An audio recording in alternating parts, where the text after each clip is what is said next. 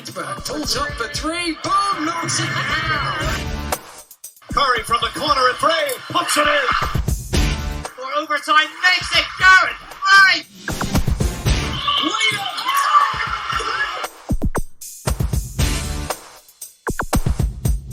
Welcome to the MVP cast from me, Mark Woods. Thank you so much for making space in your week to join us for some basketball conversation. Don't forget you can stay in the loop with us on social media. Just search on Instagram, Twitter or Facebook for the MVP cast.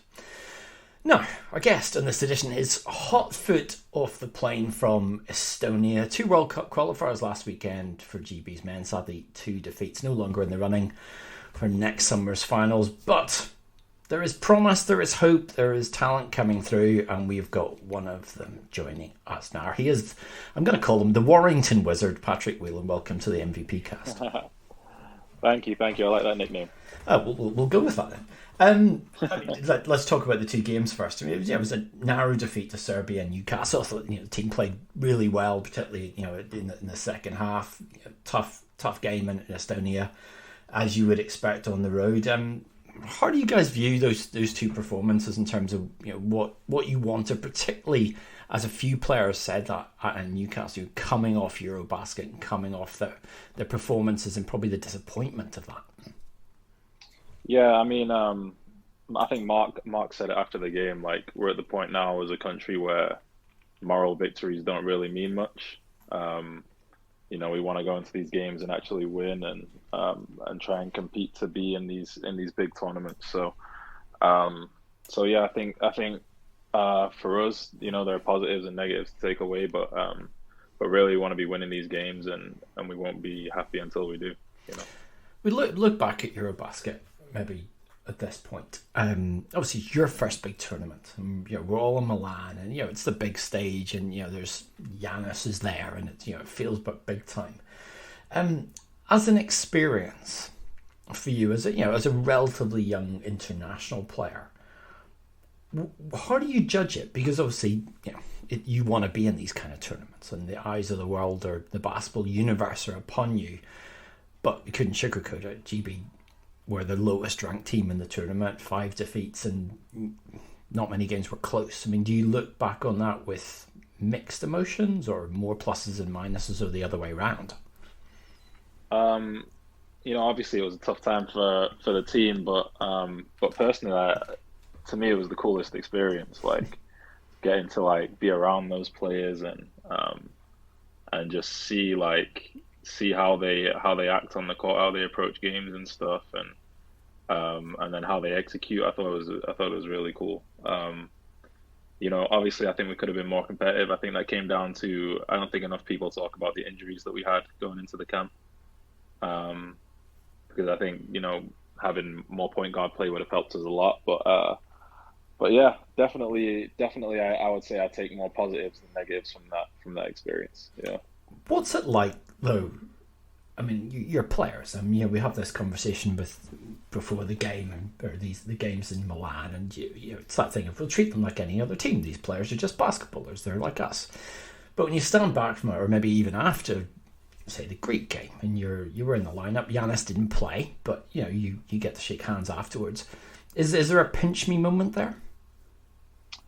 I think it's kind of weird, because you're still doing the normal stuff you would do after a game, like shaking hands is just normal. So to me, it kind of just felt like I wouldn't say I was thinking about it too much. I was more thinking about the game in that moment than while I'm shaking hands with Giannis. You know what I mean? So yeah, it's kind of not until you reflect on it afterwards do you see do you see how cool of a moment that probably was. And I will say I have a lot more respect for Giannis after that game. Even I remember we were sat on the bus, and obviously there were hundreds of people waiting for him after the game, and he literally went down and signed every single person's autograph, and it took legit a couple hours after the game to do all that. So I thought it was really cool, and definitely he's where he is for a reason, and definitely an inspiration. When I interviewed Mark Stoughton after the game against Serbia. And I asked him about your emergence, and this is what he had to say. You know, Pat did a great job, and you know he probably feels like he wanted to do that down the stretch. And you know these opportunities at this level it's about probably lived experiences with the team and different personnel. And I think the blend of guys this week in terms of experience and youth. I think you know the future of the programme's exciting. And like I say, I keep talking about the guys that have, particularly the guys that were there in the summer and had that experience and have come back in. And someone like Pat who came in, he's been positive all week. He provided energy off the bench, some real shooting. And I think the more experience he has at this level, the better he's going to be. And we want to see him in a GB jersey for a long time. Now, when you hear that, and it's praise. There was lots of praise there. But how important is it not only to get this experience from G, but the encouragement of those around the national team? Yeah, I mean that's it. It's a big deal for me. And Mark is a great coach through and through. And I think the best thing he does is he keeps his players confident and really gets us ready to go and gets us motivated to play. So yeah, it's really cool for me to hear that. And yeah, for me, it's about building upon these experiences and getting better at this level. I'm going to put you a wee bit on the spot here.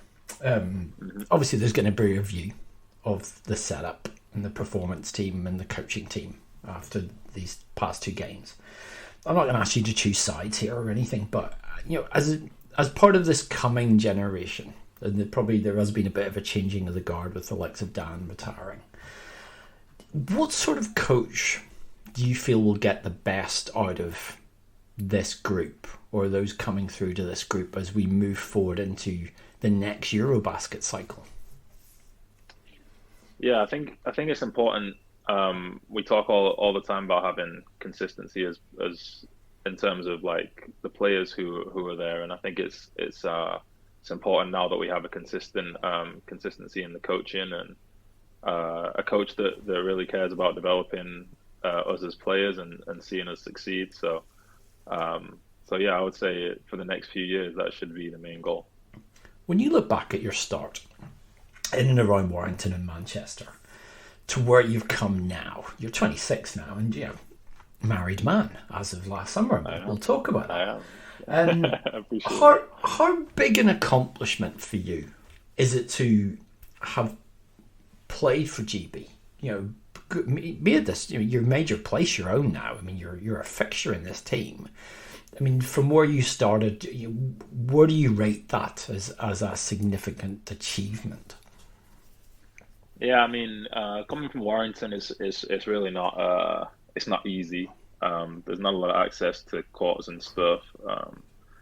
I remember my brother would go in before I didn't go to the local high school. My brother would go in before school and be able to get shots up at 6 a.m. Sometimes we'd break into the school after everyone had left and try and get some shots up. Otherwise it was taking three buses or two buses and a train into Manchester and trying to get maybe an hour workout in at the performance center or whatever. So for me, it really kind of puts things into perspective in terms of like the sacrifices that I made growing up and the time I spent, on public transport and going out of my way in order to get a couple hours working. And hopefully it's easier now. Hopefully kids have a lot more access, but yeah, hopefully there's something I can do in the future to help that. So yeah. Jordan, of course, pretty decent hooper by himself, was at Manchester last year, was playing down in the NBL this season. I mean, there's 2.5, 3 years gap between the two of you, but how vital is he still in you becoming the player that you are? Yeah, I always say that, like, yeah, he went first, and I was able to kind of learn from his mistakes a little bit. Yeah, he was definitely a great player, and someone I looked up to, in terms of going to the States and stuff, and having a good college career. And yeah, I was always learning from Jordan, and trying to, maybe be better than him in areas and I think that really like spurred me on, to be honest. Yeah. When you say you want to be better, how competitive was this scrap for supremacy? Yeah, it was always competitive. I mean, when I used to see him, I don't know if you're familiar with the Manchester Magic setup, but you always play a year up, as like in order to like gain more experience. So our team, when we played his team, we were always going at it, and as a younger brother, it's kind of a win-win, right? You score, and everyone's laughing at him like, oh, your brother's gonna be better, and then if he has a good game, it was like, oh, it's supposed to happen. So yeah, no, it was no pressure. I think he definitely took the pressure off me as a basketball player, for sure.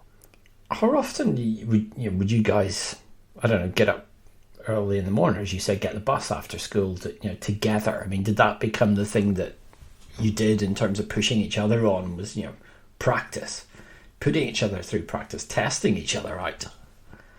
Yeah, definitely over summers. I would say that was the only time we were always in the gym together.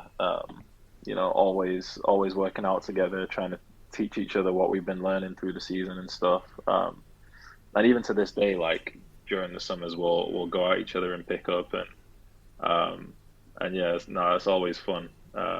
Especially now that we're older, it gets a little more chippy. So yeah, we probably both got a little more ego than we used to have. I mean, last year's BBL Cup final, which you won't mind me pointing out, Leicester won. Yeah. The first time you guys have ever faced off in a game. So what was the dynamic of that week, that day? Yeah, I remember there was a lot of media coverage. But no, in the game it was kind of cool. It caught me off guard a little bit. I didn't think I'd find it as strange as I found it, to be honest. But yeah, no, it was fun. A lot of banter from the crowd too, which I loved. So yeah, no, it was definitely a good time. But it threw me off guard a little bit, I will say. How many times since have you reminded him of that game? Not enough, probably. Yeah, I probably should bring it up a little more. Maybe this Christmas we'll have a chat about it or something. There's your Christmas card photo. You with the trophy. Yeah. Exactly. Yeah. I mean, you were one of three brothers and four siblings. You had an elder brother, both of you, Daniel, who very tragically passed away when you were 11 and Jordan was 14. I mean, moments like that, I guess you never forget. You never lose that feeling of loss. How much did that bring the two of you together? Yeah, definitely. It definitely did. Especially at that time, we were both younger. I would say we both kind of needed each other through that time. Obviously, it was tough for my parents, but I think sometimes people would see us and would kind of almost pity us, and I think for us it was just being there for each other and motivating each other through that challenge. So yeah, really glad he was around. My sister too. We all came a little bit closer because of that.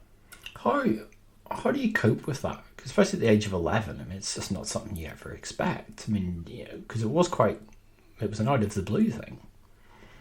Yeah.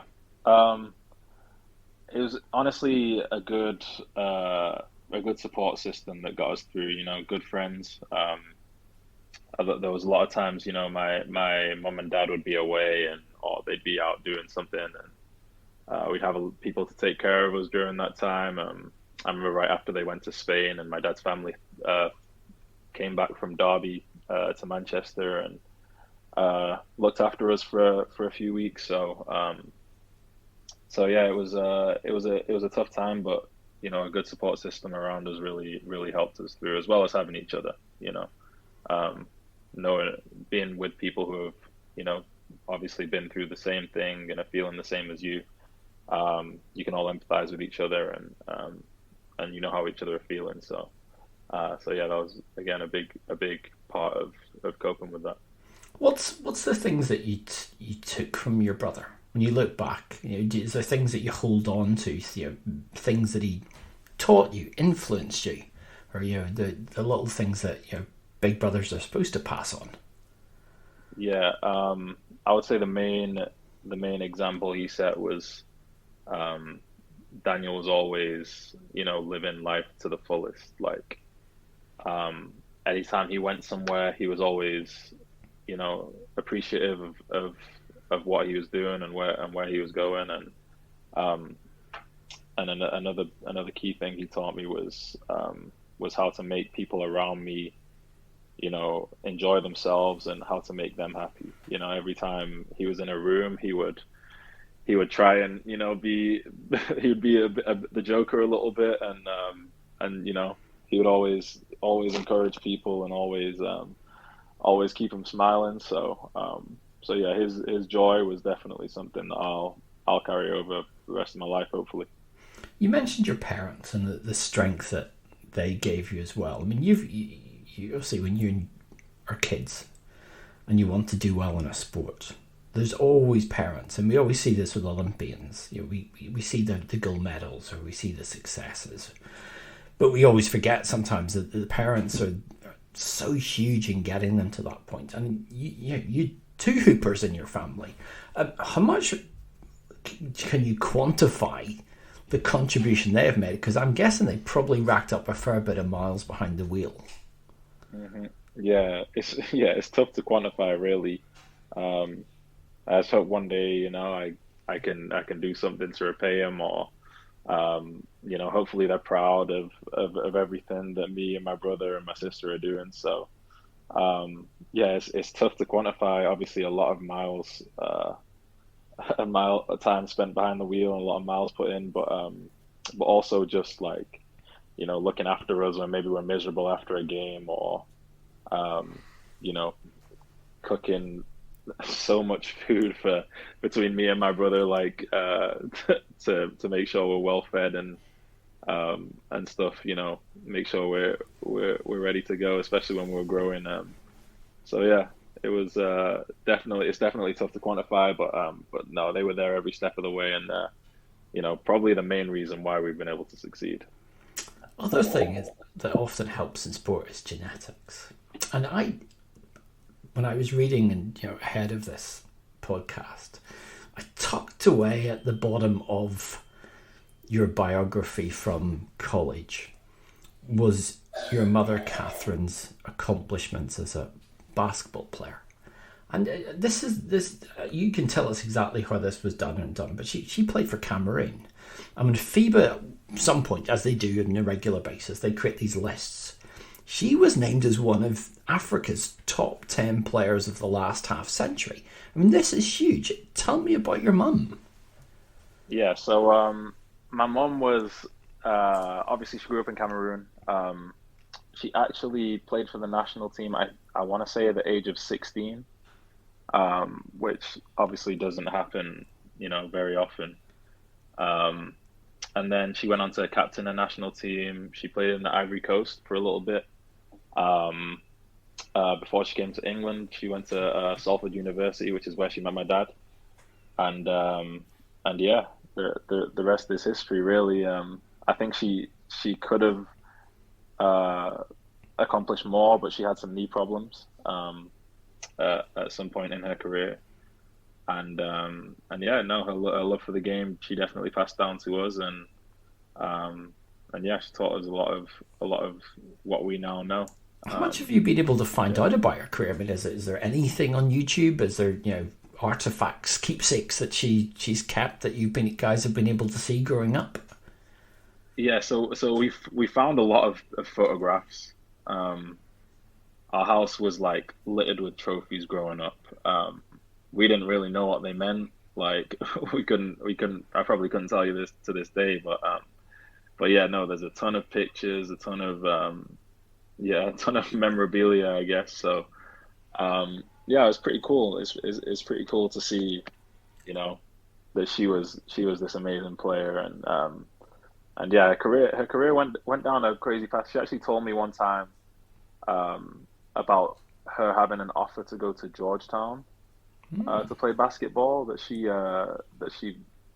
for whatever reason turned down. I can't remember the exact reason, but she felt she was supposed to come to England, and yeah, I'm glad she did. Did you ever play her 1-on-1? Yeah, actually several times when I was a kid. I remember like we had like a basket right on our driveway, and we had like concrete slabs on our driveway. And I remember her teaching me how to do layups out there. So she'd like color in different blocks, and you know, we'd do like different layup drills when I was a kid and stuff. So yeah, that's one of the vivid memories. And then I remember actually like some of her friends came over one time who she played basketball with, and me, Daniel, and Jordan had a 3-on-3 versus her and her friends. So yeah, it was good times. Have you had a chance to go back to Cameroon with her at some point and get a sense of what, you know, people's respect, I'm sure, for her reverence of you for the accomplishments? Yeah, we've not actually. A lot of her family lives in France now, as you could probably understand. But yeah, no. Hopefully soon we'll be able to head back and see some of my other cousins who are still in Cameroon, and see, you know, learn a little bit more about how she started and how she got going and playing for the national team and stuff like that. Yeah, that'd be really cool. How much was basketball the dominant factor in your house? Quite a lot. I would say any given night growing up, there would be a parent and a child not in the house because of basketball. So my dad was pretty much five times a week going into Manchester and taking us to play basketball, and yeah, I respect him for that, because that was probably not an easy time for him. So yeah. Yeah, I mean, you've had the opportunity, as often basketball gives us, to see the world and travel to new places. I mean, you had your spell in college at William Jewell, and then you went to Real Murcia, and the Spanish that started off in the Spanish third tier and ended up in the Spanish second tier. I mean, a lot of players, I guess were more adventurous perhaps in the past, but you know, a lot of players don't want to go to a foreign country where they might not speak the language and the culture's different. And you come out of college and, you know, it really seemed, especially when you spend 3 years at the same club, clearly something's going right. Clearly they like you. Was that an experience you were able to embrace? Yeah, most definitely. I would say it helped for me to be in a city that was, you know, an actual city, instead of, you know, being out there in some of these places where, you know, you can feel a little bit isolated.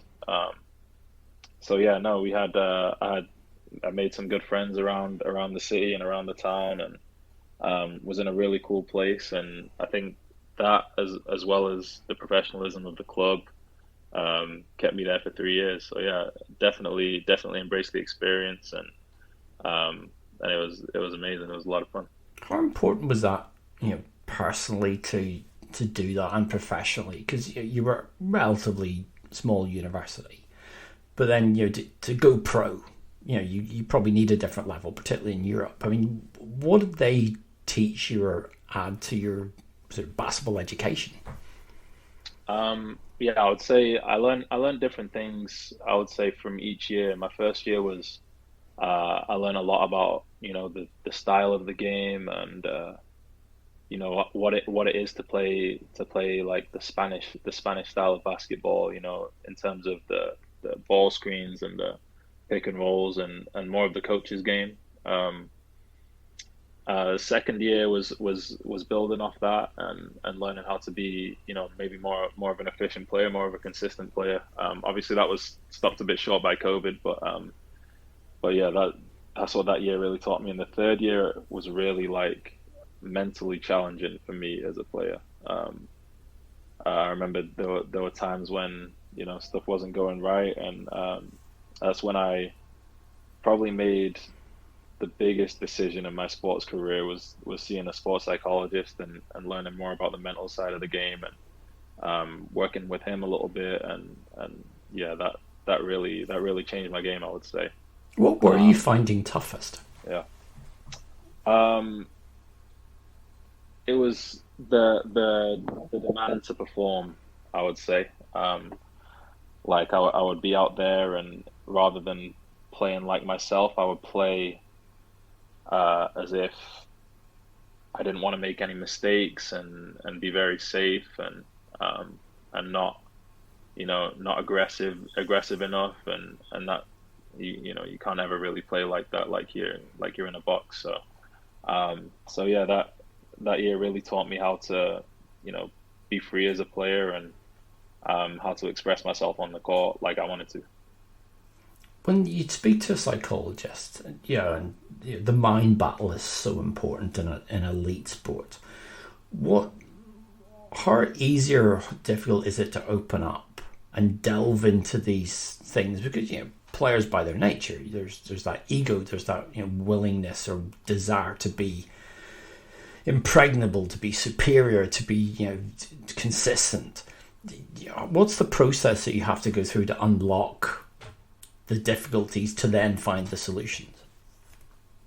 Yeah, I think it is about being open. I feel like I'm a very open person by nature. So that part wasn't the most difficult part to me. I think the hardest part would be to kind of figure out that's what you actually need. And once I realized that most of the best players have this kind of work and are doing this work on a regular basis, then it was clear to me that was what I needed, and that was a part of my game that was missing. So yeah, when we got into the sessions, and I realized how much I was doing wrong in terms of my approach to games and stuff, and stuff like that. It was really an easier fix than I thought it would be, to be honest.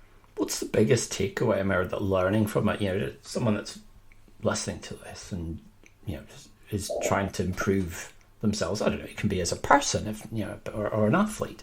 What's the biggest thing that it taught you that's helped you as an elite performer? I would say in order to be consistent in games, and that's something I try and pride myself on is consistency. You need to have a consistent approach in terms of what you're trying to get out of games, and how you're trying to how you act leading up towards the game, and during the game what it is you're trying to get from the game. So yeah, a consistent approach goes a very long way in terms of consistency. And I would say that if anyone is struggling with that kind of thing, or maybe they're anxious on the court, or whatever it may be, I would say to go and see a psychologist sooner rather than later, because it's almost like an injury. For me it's the same thing. Like you hurt your hamstring, you do rehab. It's to me it's the same thing. So yeah. When you came home last year, you signed for Leicester, and it's a great level, but there's an adjustment. The BBL and the LEB are very different in terms of style of play. But you came in, and across almost every statistical category, you improved dramatically. Was this league? I don't want to say that if it felt easy, but do you feel that you come in with a comfort level that allows you to flourish in the BBL, or is it simply that it is an easier league? Yeah, I think there's elements of all these different things. Obviously, Leb Gold is a very tough league. It's and my team also made the playoffs. We were a very good team. So yeah, it's obviously a very tough league, but also I think now we're seeing more of my improvement during that time showing on the court. I think that's another component of it. I think if I would have been in Lev Gold for another year, you would have probably seen my numbers go up again, regardless of where I was at. So yeah, I would say that was a big deal. And also, finally, I would say the coaching in Leicester is honestly some of the best I've had to this day. You know, Rob and Pablo and now Matt, they all keep us feeling confident, and I think that's a big part of it. Everyone, you know, comes in feeling comfortable, comes into games with the right kind of approach. So yeah, I would say those three components are what really drove the improvements in my performance for sure. Did you come in with those kind of expectations, or even from conversations with Rob and Pablo about, you know, what your role would be, or the things that they would work with you on to improve you and to allow you to take on a bigger role? Yeah, no, definitely conversations with those guys. I think for me, it was the most important thing was that I knew I was going to be somewhere there where I was going to play. Obviously, I knew Leicester was one of the top teams, and for me, I never really feel comfortable if I'm sat on the bench for too long. So yeah, definitely for me being someone where I'm supposed to play and having those conversations with Rob and knowing that I was in a place where, you know, the club really wanted me to succeed was a big deal. You've gone up again in lots of stats again this year. I mean, points among them. And you said, I love to quote back people's tweets, but I know that I still have more to prove. What did you feel coming into year 2 in the BBL that you had to prove? I think it was just kind of that I was, you know, I wasn't done.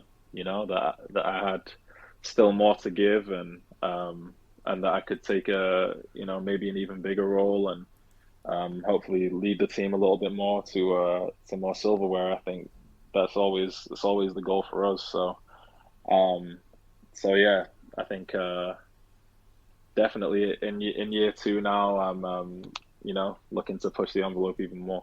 I mean, you guys are the defending league champions, and you know you treble last year, so 3 trophies to defend. I mean, your league table now: London 7-2, Bristol 7-3, you guys in third in 6-3. And we all had this sort of sense this season that London might run away with it, and here they are with 2 defeats, and it's interesting. You know, it's competitive. But you know, coming into the season, I know that Rob's never going to go, let's just roll over and play for second. But how much did you guys talk about taking this fight to London to kind of not just handing off these trophies? To be honest, we didn't really talk about it. I think regardless, it's still about us. I think if we play as well as we know we can, we'll be in any game pretty much. So for us, it was mainly just focusing on us. And even when, you know, we had a pretty poor start to the season, we realized like it wasn't really what anyone else was doing. It was what we were doing that was kind of hurting us. So yeah, mainly we just focused on ourselves, and I think that's the best way to approach it, to be honest. Do you feel it's anyone's title? It can be Ryder's title. It can be Ryder's trophies. Yeah, I think it can be. You know, I think you're seeing now that maybe with London's schedule and you know, other teams in the league are good also. Like, so I honestly think it's all to play for, and yeah, I'm looking forward to it for sure. I mean, you know, a lot of those guys at Lions, you're in GB teams with most of them. Is there any sort of banter, trash talk going back and forth yet, or is it too early? Oh no, there's a lot. There's there's a lot from the likes of Luke Nelson, even this last one, Josh Sharma. Yeah, they were definitely coming at us, and yeah, they were, yeah, but it's all banter, man. It's all fun. I like those guys. They're good people. So yeah, we kind of have fun with it. Even I'm sure in the game we'll have fun with it. So yeah, no, I'm looking forward to that. You mentioned earlier on you got married in the summer to the lovely Lindsay, and you want full wedding photos, you can head to Pat's Instagram. How long had that been in the making? Me and Lindsay had been together for 4 years before we got married. Yeah, 4.5, something like that. Started dating in our senior year of college, and yeah, then did long distance for a while. So yeah, that was tough, but yeah, we made it. What was more nerve-wracking, GB debut or speech? Probably the speech, honestly. Yeah, probably the speech. I don't, I'm always more excited to play basketball. I'm I get nervous a little bit, but yeah, no, that's more just nervous excitement. And sometimes during the wedding, it was nerves. It wasn't, so much excited nerves. So yeah. How much is it good as a player? I mean, you don't know where this career will take you over the next 5-10 years even, but is there a certain help, benefit? I don't want to put it in those ruthless terms, but in having that stability at home now that you've got someone that will follow you around and be there as that support, even if you're changing teams or countries. Yeah, I think it's definitely important in terms, like, you got someone to come back to after things may not have gone your way, or you've had a bad practice, or you feel like you need some support in any way, and they're just around. So definitely makes things easier, and I definitely enjoy having her around in person rather than on FaceTime. So yeah. The game last weekend, there was a comment I made afterwards, and a few people were like, "No, please tell me you're wrong." But the performances now, you've improved so much as a player, even over the last, as you said, season and a bit, that I think, and therefore that's a completely inexpert opinion, but others may or may not agree, but you will at some point move on to a bigger league or a different league, because probably you're at that point where you should be getting offers from bigger and better leagues. Do you have that ambition to test yourself? In the likes of ways that maybe that Miles Hessen's done, or Obi Soko's done, or Jordan Williams has even done this year, to go back abroad again, to try and find that another level to challenge yourself? Yeah, always. I always say, like, your career is short. You really have to make the most of it, and do the best you can. But I will also say, the BBL has been getting better, and hopefully they can have more teams competing in Europe. And I would love to see the British basketball scene really, really grow more. But yeah, wherever I feel like is the biggest growth opportunity for me, I think that's where I'll be, for sure. Is that personal growth or cash growth? Maybe both. I don't know. But no, yeah, definitely the best opportunity I'll take, for sure, and be around the right people to hopefully help push me towards being an ambitious player and reaching my potential. What do you think this league? There's been a lot of new marketing and investment, etc. What more would this league have to offer for you to go, you know what, I can't see any reason I'd want to leave this league? Yeah, I think it kind of just has to continue growing at the rate it's growing. I think the league this year, I think, is as strong as it's been. Obviously the most talented team in the league, London, are being challenged by probably every team out there, in some way, shape, or form. So yeah, just to continue to be competitive and to compete in European leagues, and to gain more exposure, I think is the next step for this league, for sure. I would also say that other stuff needs to improve around the league. Maybe coaching could be improved a little bit, in terms of, you know, learning how to play that different style of basketball, and how to be competitive in these big leagues. And, you know, say one year we might have a Champions League team, or maybe even 2 or 3, and that'd be great to see. And I think that'd be a measure of how far the coaching's come. Do you think, with one thing that someone said last week, do you think there is still that improvement off the court that needs to be made in terms of backups and, you know, insurance and healthcare and all that kind of stuff? Leicester do it very well, but it's not quite across the board in a way that you would have found in Spain.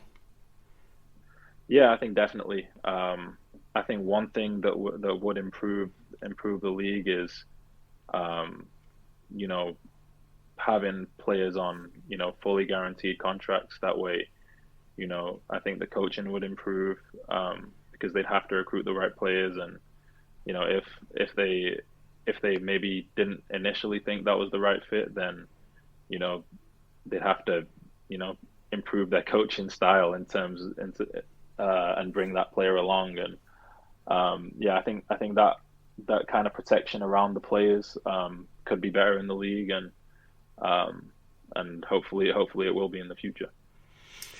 Fingers crossed that the BBL is on the same trajectory as you are, which is upward. But I'm sure we'll hope that continues for GB and for Leicester as well. Great talking to you as always, Pat, and thanks so much for joining us on the MVP cast. Yep, cheers. Thanks for having me. That is it for this edition of the podcast. You can get all our previous editions at mvp247.com or via your preferred podcast provider. If you want to reach out to me, you can get me on Twitter at Mark Britball. Another edition of the MVP cast coming very soon. But for me, Mark Woods, thank you so much for listening, and it's goodbye.